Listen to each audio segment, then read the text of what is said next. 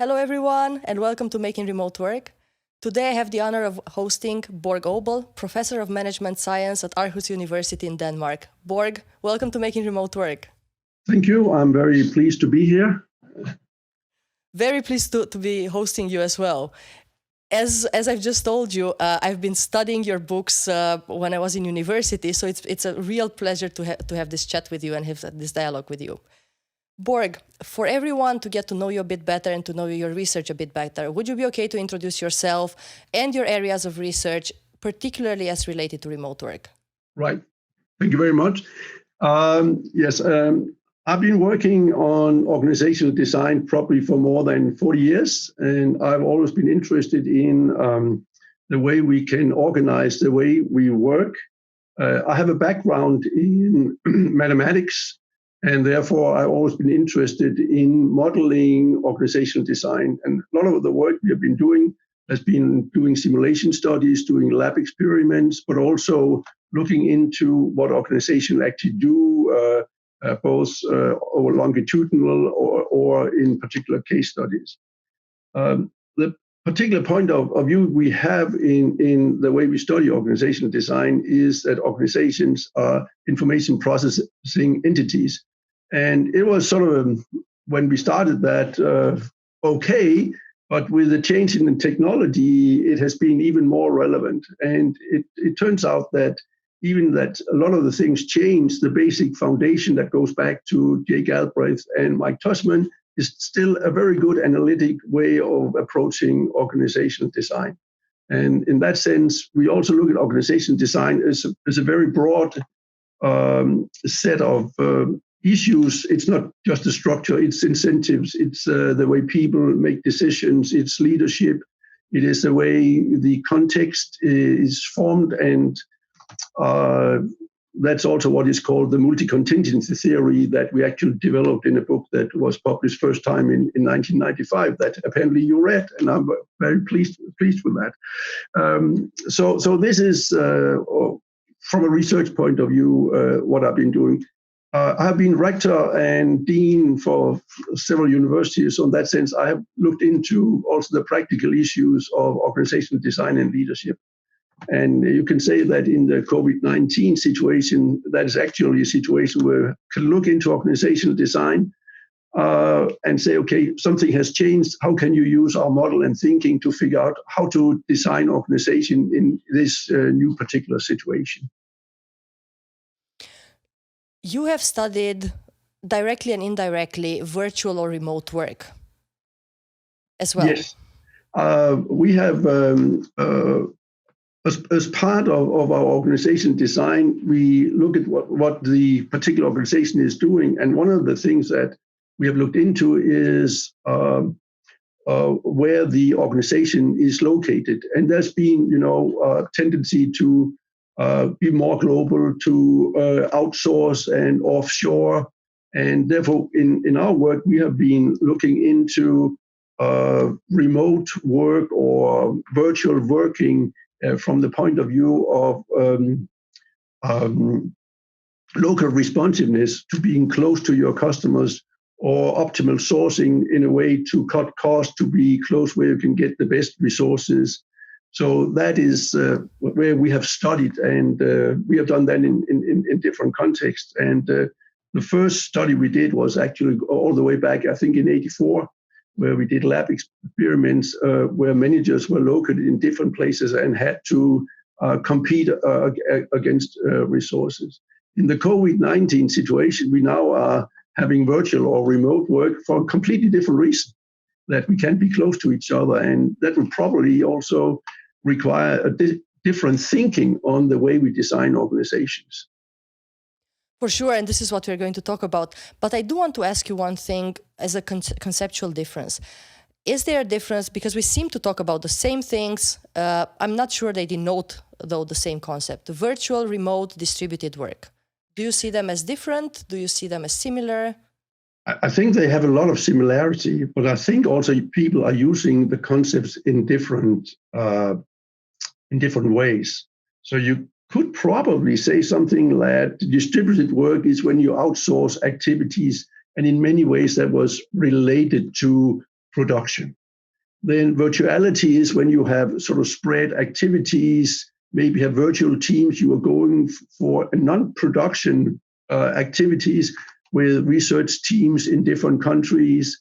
So I think actually virtuality is where you have been working in different places. And remote, I think people are using remote work in a sense where you actually work from home.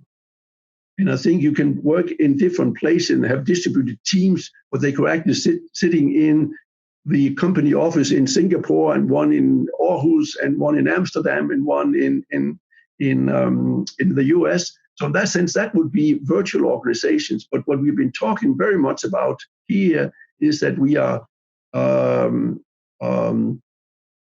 working from home. A virtual organization, as a definition, is an organization or company whose members are geographically apart, usually working by computer, email, and groupware, but they look from the outside as being one organization. And I think that's an old definition of virtuality.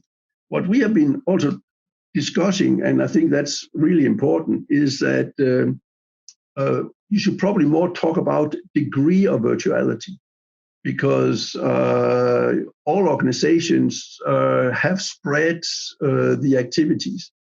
Another thing that is happening now is virtuality or remote work is that many people, for example, delivering when we sell on the internet, people are coming to your door with your goods, then they have a mobile device.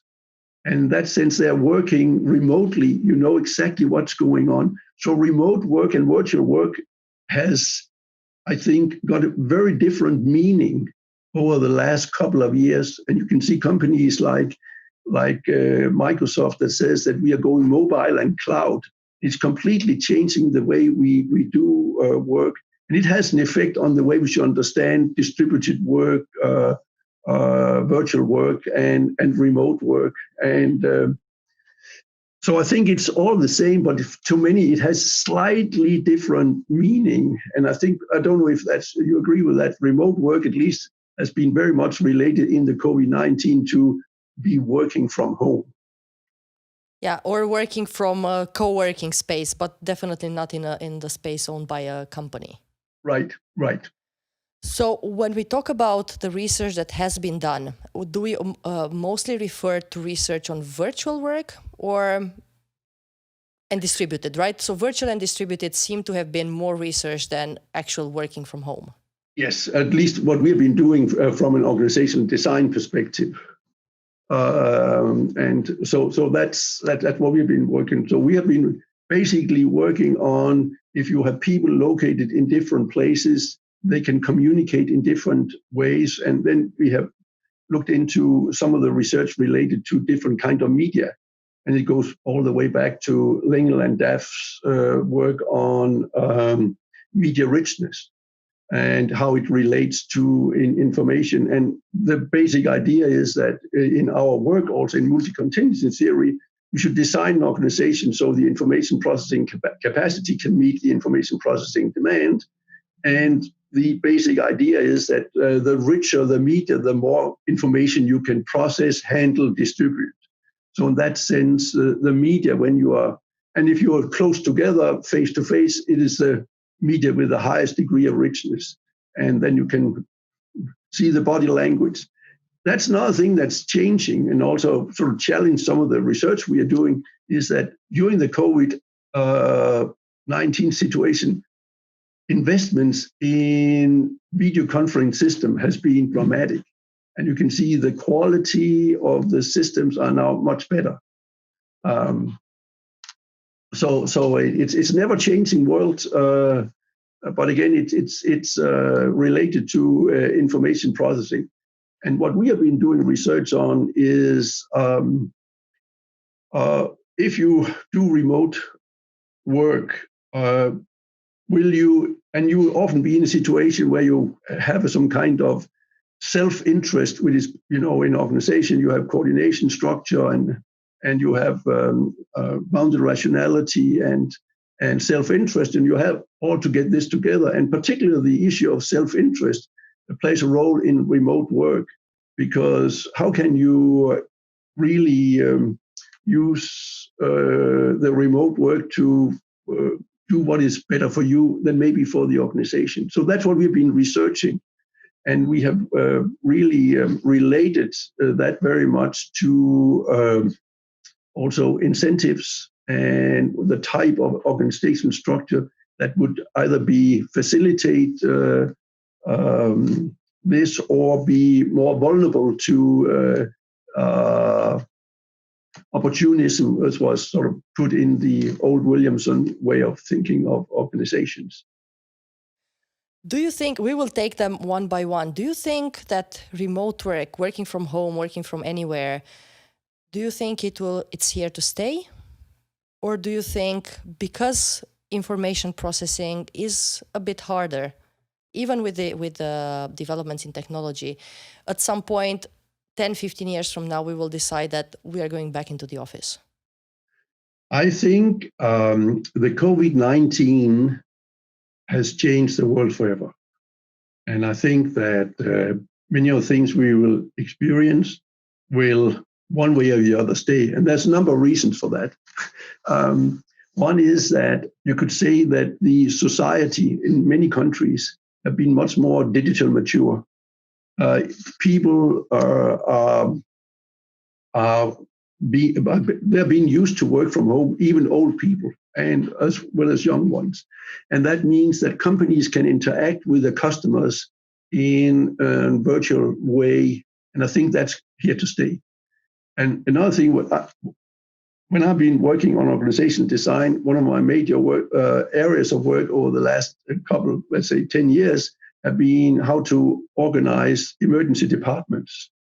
And what we can see in COVID-19 is that the way doctors now deal with patients, they're using mobile devices, they're using virtual work for two reasons. First of all, there were so many more patients to deal with, so they had to be efficient. But also, if you do virtual work or remote work, you don't get infected.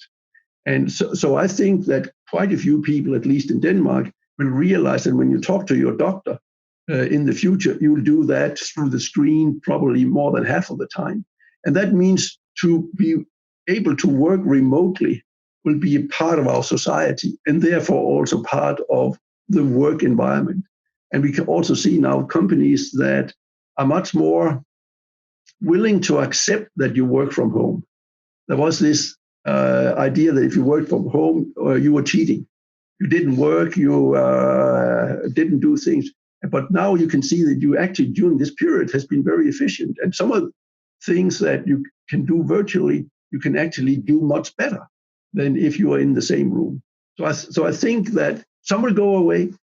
And we're actually just starting a new big project where we're going to look into the emergency department, both here and in Italy and probably in a couple of other European countries, where we're going to see which of these changes that they put into the emergency care should stay because they are actually better. And I think that some will disappear, some will change slightly, but I do think that a significant part of what happened to us here are happening to us right now will stay.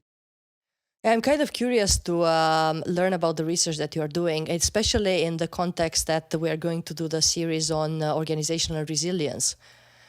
And it's going to be very interesting to understand what makes organizations resilient in such situations. Børge, going towards organizational design, what you've seen now during COVID, the experience that you've been through yourself, what you've seen with your colleagues, what you started researching, do you think that organizations that are working, that allow their employees to work from home, work from anywhere, should be designed in a different way than traditional co-located organizations, whether they are virtual or distributed? Yes, I think our basic theory is what we call the contingency theory, which basically says that you should design your organization based on the particular situation you are in. And so I do think that you need to think about what is needed with respect to particular collaboration and coordination. So when you design an organization, you have two basic elements. One is that you design the structure. And we've been doing some research on which structures are more stable with respect to handling misinformation, which sometimes occur in virtual or remote work situations. But I do think that you should not be sort of saying that if you work remotely, you should organize in one way, and if you don't, you should organize in a different way, because that's not the way it is when we're actually working from the same. So I think you need to actually maybe even develop some theories where you think about what is happening and what kind of work do you do. I think it's very different if you are doing standard routine jobs and also compared to if you are doing innovation and development, if you have research teams. I also think it's related to how many you are on a team, and so that will have an effect. So one of the things that we have looked into in a simulation was actually team coherence, and it actually turns out that more distributed work is a threat to coherence, and it's depending little upon what kind of work you do, and if you are trying to work in a decentralized ways in a team with very little coherence, it's not going to work. And so if you really need that, you will probably have to be much more centralized. And that's been sort of the thinking that if you do remote work, it was very good to decentralize. And that's definitely also the case, particularly if you are having a virtual organization due to local responsiveness. Because if that's the reason that you are distributing your work, that's because you want to be close to your customers and you want to be able to react very quickly.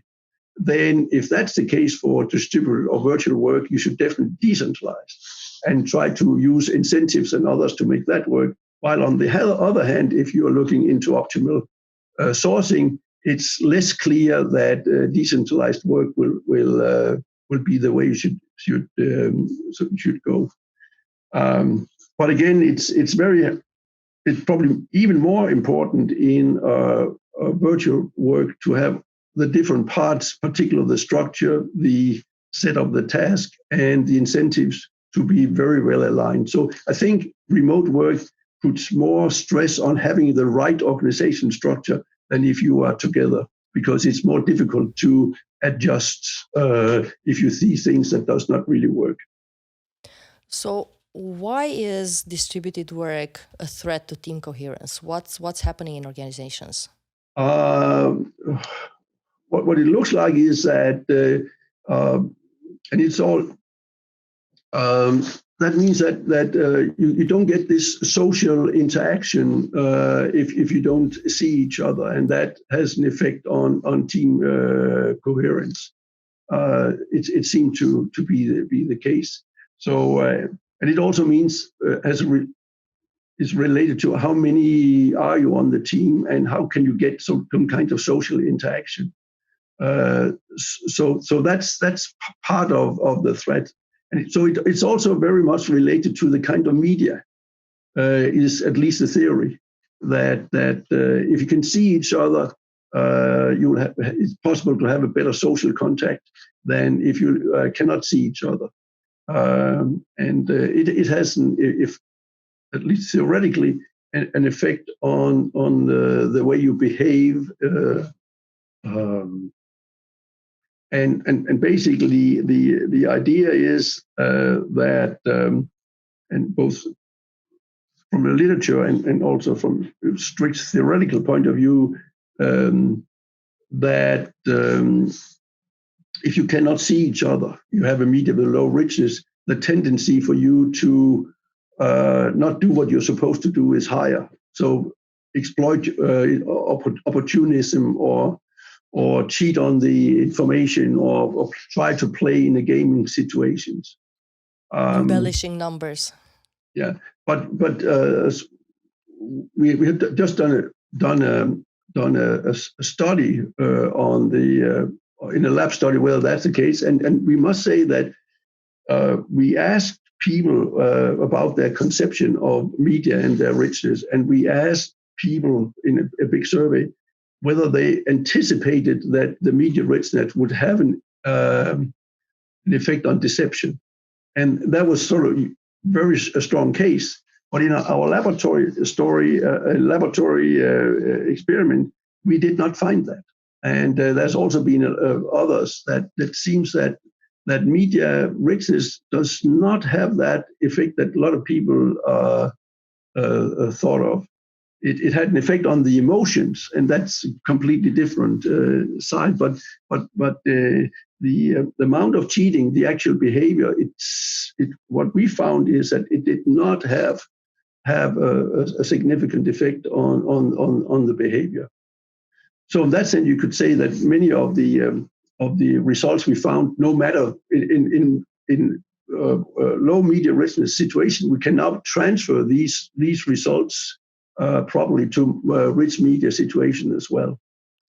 So when we say deception or opportunism, what are we talking about? What kind of behaviors? Yeah.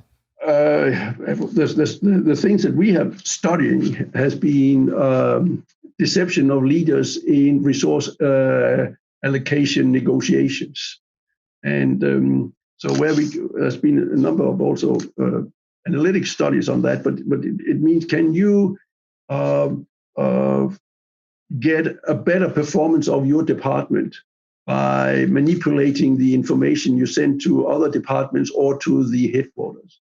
And it turns out that in the models that we have set up, it's actually possible. So you can do that. And then we have investigated what are the consequences of that. And it turns out, for example, you ask about should it be organized one way or the other in a virtual, non-virtual. And in our research shows that the functional form is much more sensitive to cheating of information than the divisional form. And it's very, I would say, simple in a sense, if you think about it. If you have a virtual situation where you don't see each other, then the interaction and coordination is much more difficult. If you're in a situation where you actually could have a multidivisional or modular form, that means that the connection between the pieces are not so strong. And if you have a situation where the connection is not that strong, we can more look at the output, then the incentive system is not so important. It is important, but not so important. But if you are in a functional organization, and I think the result will carry over to a matrix organization as well, is that where you had tight connection between the pieces in the organization, then you have to be very sure you have an incentive to get the people to do what they're supposed to do. Otherwise, it's not going to work. So you have to think about, when you have this remote work, what are the relationships between the pieces that are working together? That could be in a team, or it could be different team. And then create the right incentive is a very important organizational design decision. Element. Yeah. So and that's the same. We did a study, where we looked at centralized and decentralized organization, and it turned out that the degree of cohesion had a much stronger effect in decentralized organization than in centralized organization. So that it's turning around what we talked about a little before. So definitely those who are designing organizations have to be very intentional about it and understand what happens in each type of organization. But should we draw the conclusion that maybe a matrix or a functional organization are not so good for virtual or remote work? No, No, I don't think so. Okay. But I think like in when you have a functional and a matrix organization, and both in a non-remote and a remote work, coordination is very important. Mm-hmm. But if you have that in a remote situation, you have to pay even more attention to the coordination. So if you just take what you did before and try to do the same in a remote, that's probably not going to work, because there will be coordination issues that you will miss. but you can do an information processing analysis or see where would you actually miss that, and that it could also be that the type of information you get is different. So, for example, if you are in a hospital situation and you are working and looking at the patient using a mobile device, that information that you don't get, there are tests that you can't see, you can't touch the patient. So if you come to a doctor, the patient will touch you in the stomach and see if you say ow or something. But if you're in a remote, you can't do that. And it's like in a similar in organization, even that we have very rich media, there are kinds of information that would not work. So going back to the example of the hospital, then you say, okay, if the patient is here, we could actually do a blood test, or we could take the what the temperature was and something like that. Then you have to design other ways to get that information. So, for example, it could be there was a mobile device that could do that. So, for example, in Denmark with the COVID-19, we had an outbreak in an area a week ago, and it turned out that the people could not come and be tested because they were old and sick people. So they installed 20 vans with medical students that would drive out and do the testing. And so it's another kind of design. So you have to think about when you move it from in a matrix and in a function where there has to be very tight connections, what kind of information would you miss that you cannot get, and how would you get it? And is it important? And then install maybe other ways of getting that information. That is also changing because now you have Internet of Things. You have cameras everywhere. You can measure so much things. And in some sense, you could say that remote work actually allow you to monitor your employees, your customers much better. And it's going to be interesting for research that we have so much more information about employee interaction, networking, engagement, communication, and it's all stored, more or less. So in that sense, it may also be that in the remote work, you can do much more because we can monitor, we can plan, we can do things. So you have to look into what will you miss and what do you gain by this? So you're saying that we can do information processing analysis, right? And understand what we're missing and where and design ways around it so we can better coordinate and not have the negative effects of working remote. What kind of information should an organization look at, and how should they inquire that information to really understand what's happening in the organization? I think that organizations are collecting a lot of data, but a lot of them don't necessarily know what to do with that data and how to interpret it and how to use it for better organizational design. So what would be some advice that you could share with organizations who are facing this right now and maybe don't know which way to go? What would be the data you would require if you go in as a consultant and say, okay, let's fix this? Well, I don't think you should approach it from the point of view of fixing it, but I think you should approach it from the point of view, how can we make it better? Because you would actually, I would say, and we may talk about a little bit about that later, I think that actually by doing remote work, we are doing things better than we can do. And I think some of the meetings and the coordination we can do by having meetings virtually is better than what we had before. That's my personal experience in the way we have been working. And it had a little bit to do with how many we are. So I think that if you're groups of 8 to 10, it's actually better to have remote meetings than having a physical meeting. For a variety of reasons, but if we are more, it's more difficult. But otherwise, you have to think about what is the communication, what is the information that the individual needs, and how can that be done. And another thing you have to think about is the remote situation. We have not talked about time difference, locational spacing differences. And particularly, it turns out that the time difference is important, because if you have a lot of time difference and you cannot use media with a high media richness, it means that we all have to be awake. at the same time. So even that we would like to have the remote work using high media richness, it may not be possible due to time zone differences. But I would go through and figure out exactly what is the information processing needs, and we actually often do a flow chart. So very practical. We do that in the hospitals. Where how do we see the patient for the first time?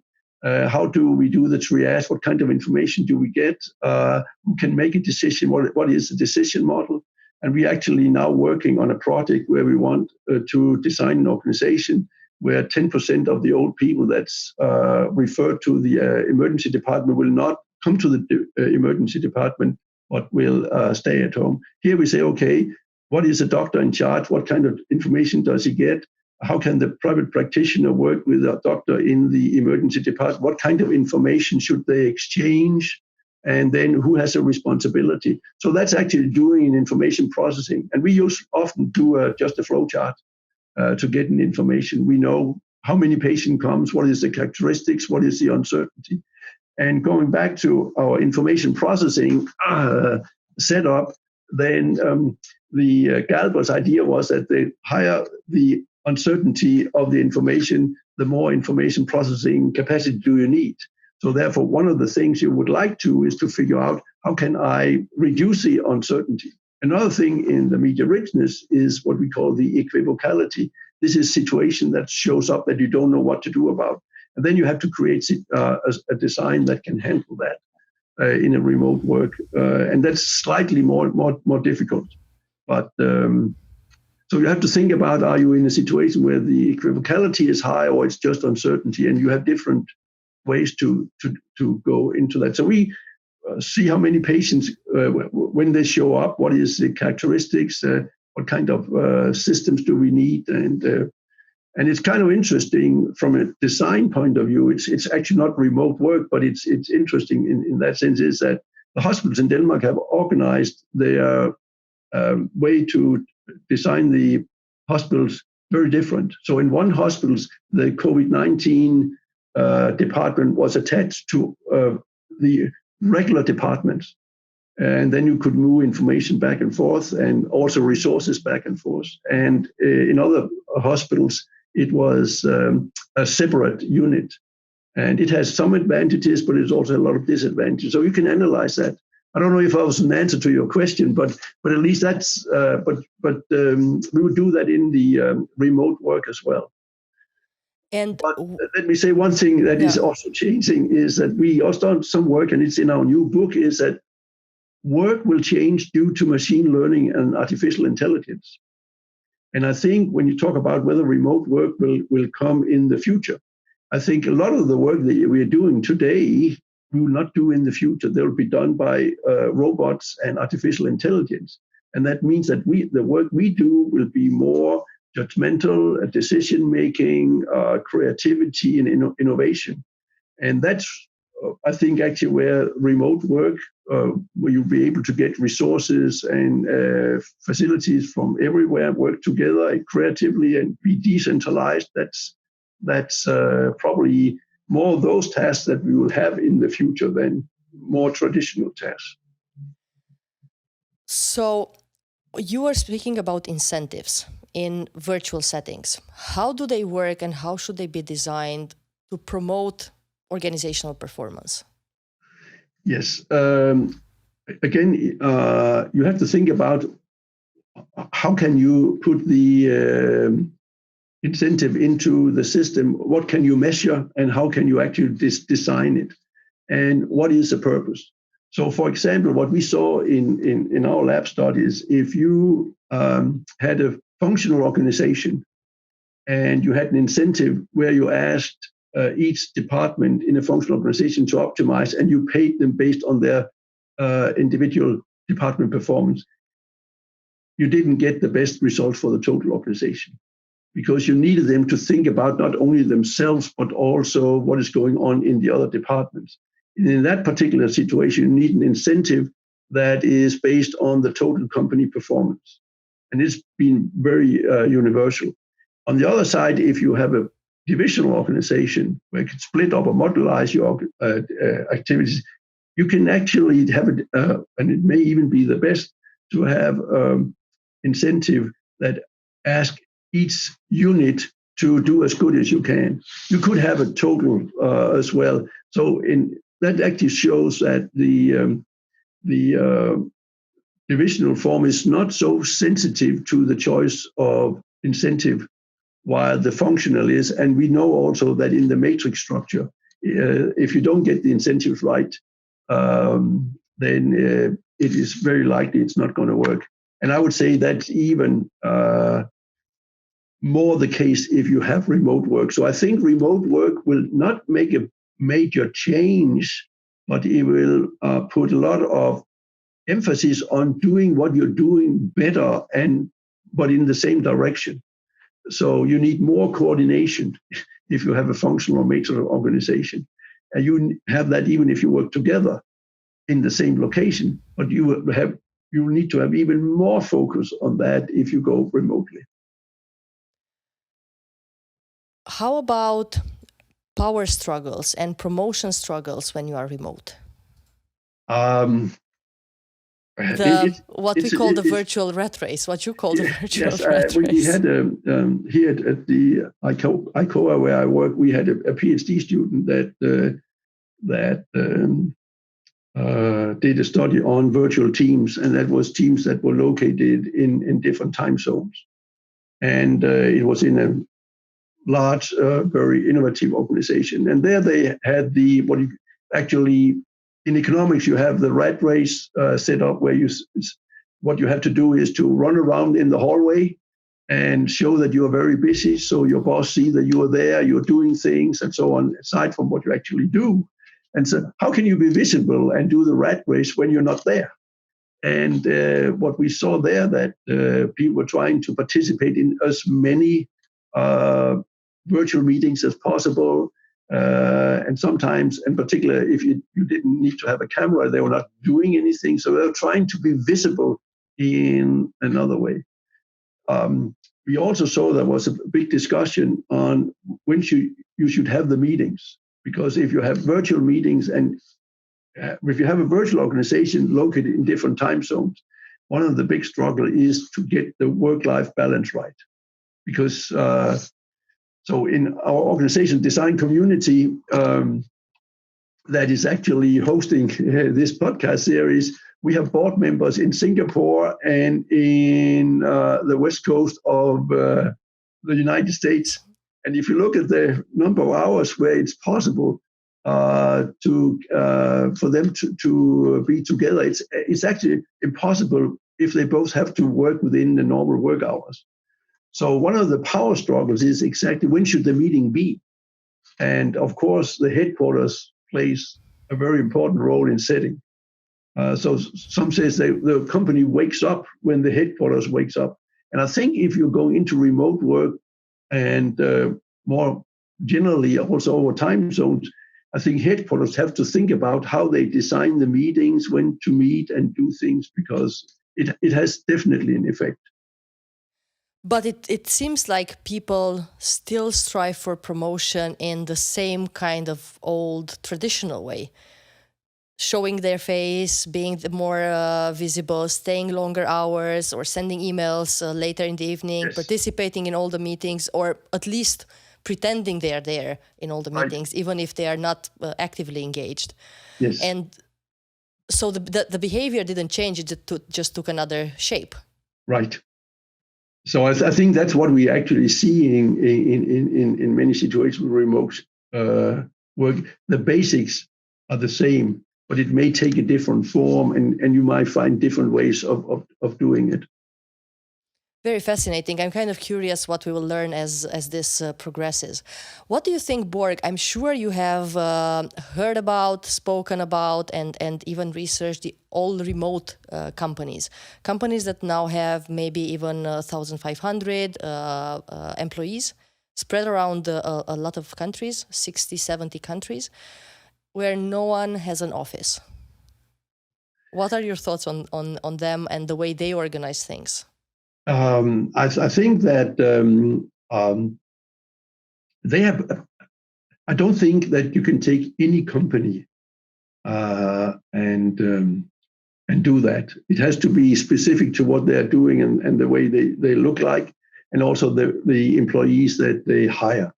But I would in the organizational design community, we have a journal called Journal Organizational Design, and in there we have what we call this SU series that actually is also edited by Fanice Purnam, that's instrumental in this podcast, together with Dorthe Håkonsson. And there we have a story about the GitHub. And I think the GitHub is an interesting case, and we're actually talking a little bit about that in our the new edition of our book. In the beginning, GitHub started to be like the companies they didn't have as many employees, but they were very self-organized. They could do whatever they want, and it seemed to work until a certain point of size, and some of these seem to be gone beyond that. But then they started to have issues about coordination, and then they started to having a job with leaders, and they started to have actual formal structures. Before that, they had the rule of two. If two people could get together and figure out what they want to do, they were allowed to do it. So they had a rule on the process. But what we see is that when we go remote and to these self-organizing, we are changing the formal structure from being rules on what to do to be more rules on how to do it. So in GitHub, no one told them what to do, but this was a process. You had to be two before you can do it. And we are seeing the same in some of the bigger companies where they're actually finding, so for example, in a big German, I would say, kind of bureaucracy, they said if you can find 3 of your peers on your leader's position, then you can make a strategic decision. But they didn't say what it was and what kind of. So I think what we see in these organizations is that you have to design the way you do things much more stringent, and you would not say what you should do, but the process will then lead you, and these self-organizing remote people can react to what the demand is. So I think you will see a shift to much more design on the way to do things than what to do. In banks, you say you cannot give a bank loan if it's higher than this and that. That would not be the kind of rule, but it was something about the process you had to go through to give a bank loan. So I don't. Does it? Yep. Yeah, and I think this is what you see in their handbooks as well. And GitLab was the first one that started that handbook. And from what I heard, they started actually with even when the CEO was alone. So he was the first one to start to put down tacit information so he could share with the rest of and share the knowledge that he had and the way he was doing things so others could replicate it remotely. Yeah. And now I understood that other companies that are moving remote are doing the same, are pretty much taking that model of the handbook, hundreds of pages or thousands of pages, and even making them public so everyone can see them but also contribute to them. Right. So they somehow understand the external forces. Right, yeah. So, but it sort of makes sense in the way. So basically, the way we are dealing with self-organizing organization in our book is to look into not what to do, but how they can self-organize and what kind of rules do you put on the self-organization. Because the interesting thing here is that if you think that remote work will completely dissolve organization, they can be spread all over, and they can do whatever they want, and they can react to whatever. I don't think that's going to happen because, and if you look at any self-organized organization, there is a hierarchy, there is a boss, there is one responsible, there is an owner. And in GitHub, he was actually the owner, or the group of owners were able to change the organizational structure. So I think that will, and there's a lot of experimentation going on. But also because now we can use software in different ways. For sure, their own software is supporting them in cooperating, collaborating, and Yes. solving the various issues. And indeed, they always said that there is a responsible person taking the decision. They actually even name someone the direct responsible individual. Right. And when they hire talent, this is a But if you competency they see, look for. if we talk about sort of the degree of remote work, you could see even when we are in the same office building, we are doing remote work. We send emails to each other. We are using the company software to report travels and so on. We don't fill out the form. We don't give it. It's already, and it really doesn't matter if I'm sitting in my office doing it or sitting at home for many of the routine things that we already do now in organizations. So it's more where we are usually where we are used to see each other and talk, where it's going to make a difference.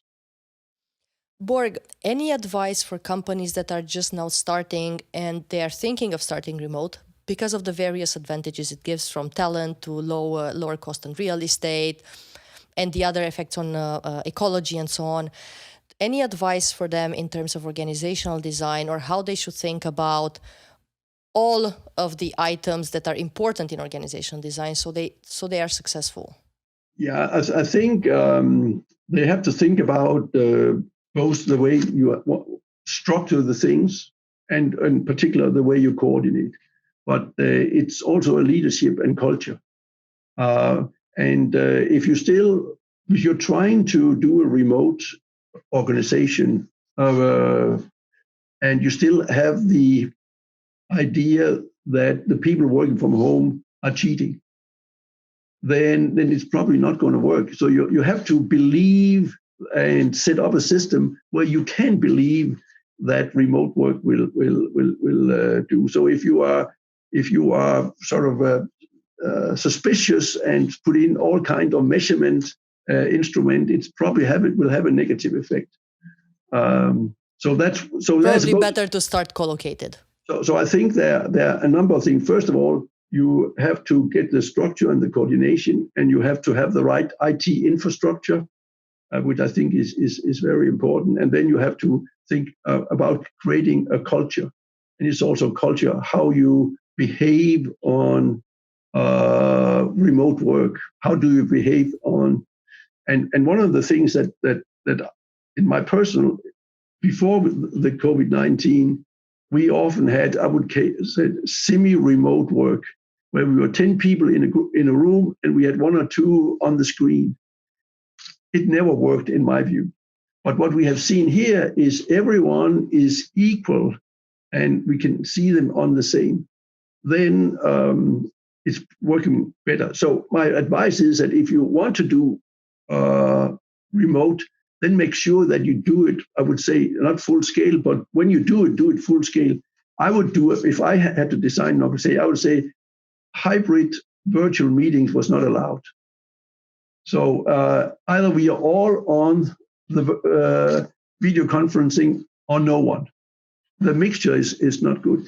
I had a company that I talked to, and they said, it's not really going to work because we just moved to open office. And being part of a virtual meeting in an open office, it doesn't work.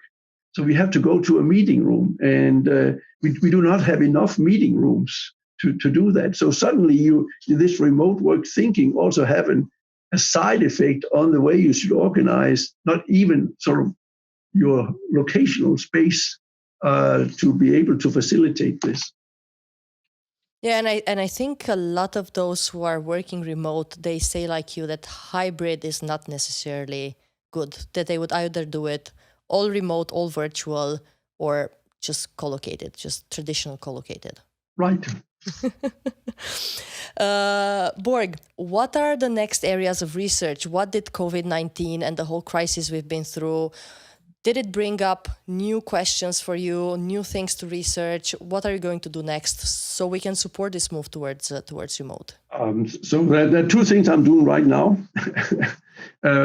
One is that we are starting to look into how healthcare will be organized differently, particularly the emergency medicine. And there's been a lot of things that was learned about scaling up organizations, retraining people, have remote work or distant work, isolating patients and so on. So that's going to be, we're going to compare, and many different models were used, so we're going to compare that.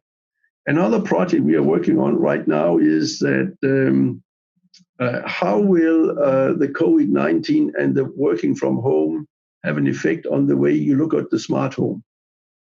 So we have a big smart home project, so we are helping companies redesign to get into working in an ecosystem. And I think what we'll see also with remote work is that the traditional way of thinking in a supply chain, and that's also from a design point of view, will change and much more into ecosystems. And most of the remote work discussion, I think also in the podcast, has been with respect to employees working remote.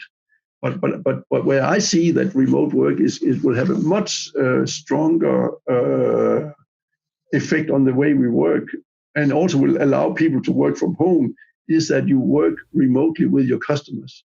You had to be in the store because the customer came to the store.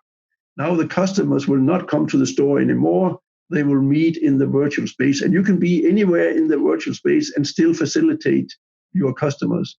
And now with software, you can, I just saw a company selling kitchens, and he said, okay, sign up for a virtual meeting, use your smartphone to take a picture of your current setup. Then our software will give you a suggestion to how to reshape your kitchen. They will never meet. And that is something that has just come. It has been there, but I think COVID-19 has really speeded up the investment and application of the software and the acceptance of this. And as I started saying, the digital maturity of the society will have a significant effect on the way we will do remote work. So it will be much more, I think, we have been doing remote work and looked at that from an employee point of view, but I think it's going to be much more toward how dealing also on in the service industry to organize to deal with customers and also suppliers. And also when you're in the network, it's not going to be the traditional supply chain setup. It'll be much more of an ecosystem that you have to also look into the way you design. Yeah, I also hope with you, thinking about the benefits, that working remote, we somehow strive and work towards more trust, more cohesion, more cooperation. So hopefully we will build new habits that we will take on in other aspects of our lives as well, not only work-related. Yes. So what we're actually looking at in our smart home is that now being forced to work from home in a virtual way, having more intelligent systems in your home, and how will that affect how you look at your home and the electronic systems that you want. And as far as I understand, Google now will give employees money to build up their home office. So that is a change in the way companies think, because you cannot just tell people that you should work from home. You also have to give them facilities to do that. I think so. There's a lot of, I would say, cultural changes that is needed to get this to work.